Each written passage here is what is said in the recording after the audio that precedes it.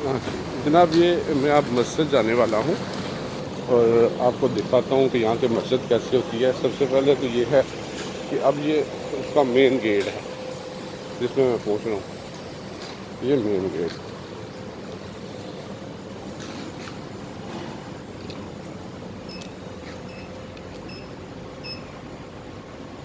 ये लाख को लगा है।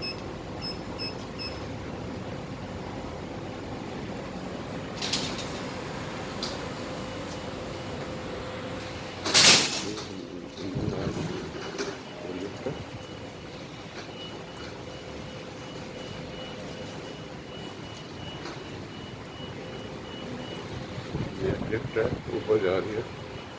तो मैं इसका इंतज़ार करूँ कि ये वापस आए तो फिर मैं उस पर जाऊँगा। ये अब लिफ्ट नीचे आ गई है।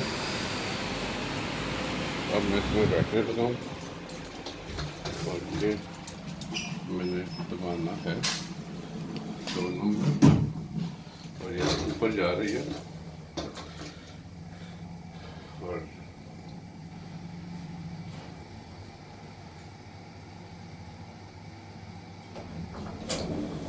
अब यहाँ से तो ये मस्जिद है। ये मैं अंदर डालूँगा।